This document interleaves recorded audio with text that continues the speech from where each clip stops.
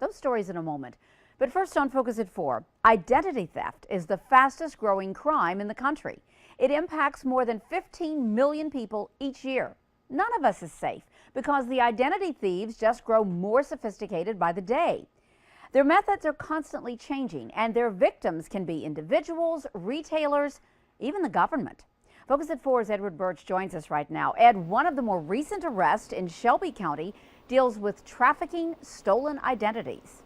Pam, a man from Wisconsin was arrested, and police say that he was in possession of 23 stolen credit cards with the information of 22 different victims. Agencies across Jefferson and Shelby County are taking aim at taking down criminals who are trafficking people's identity. There's no longer the need to travel in your car from this point of the interstate to this point of the interstate with a stack of credit cards and driver's license in your possession. All that can be sent electronically. Clay Hammac is a sergeant in the Shelby County Sheriff's Office. Hammac says more thieves are obtaining information from magnetic strips on the back of a debit or credit card. This is actually just embedded in nothing but ones and zeros. And it's that information of ones and zeros that gives the would-be offender identifying information about the card holders. This process is called skimming.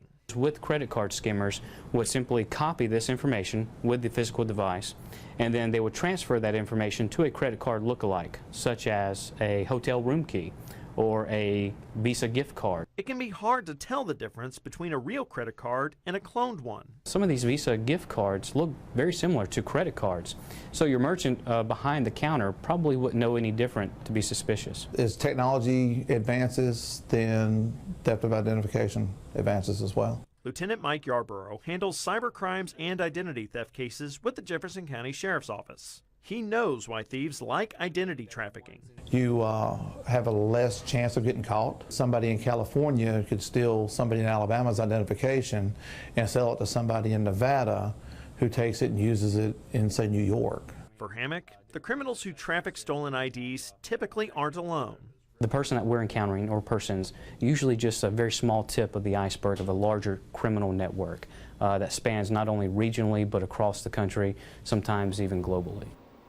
And we want to add that one of the biggest trends that law enforcement is noticing is called network intrusion, in which a hacker can hack into a personal or secured network and be able to pull information that you might have on your computer, such as passwords or any type of banking account information that they can easily be able to pull from your computer by intruding into that network. It's enough to give you nightmares. These thieves are so advanced. What can you do? Well, Pam, the law enforcement will be first to say that these people are very, very smart and very good at what they do. But again, it starts with the individual trying to be able to protect themselves, and that use trusted vendors. That's one of the first things that law enforcement stress. Be able to destroy personal documents. If you get any type of credit card in the mail that you maybe don't want necessarily, don't just throw the full envelope in there, tear it up. Also, be vigilant at the point of sale whenever you are making a purchase at a store. And, just maybe be mindful of your surroundings, because again, any of these hackers or any of these thieves could have one of those skimmers in the palm of their hand, and you may not know it. But again, they just want you to be very, very vigilant and try to use some common sense tips so that you don't become a victim. I can testify to that. Somehow or the other, my number ended up at a grocery store in Missouri. Guess who wasn't with the card? That would be you. That would be me. Yeah, fortunately.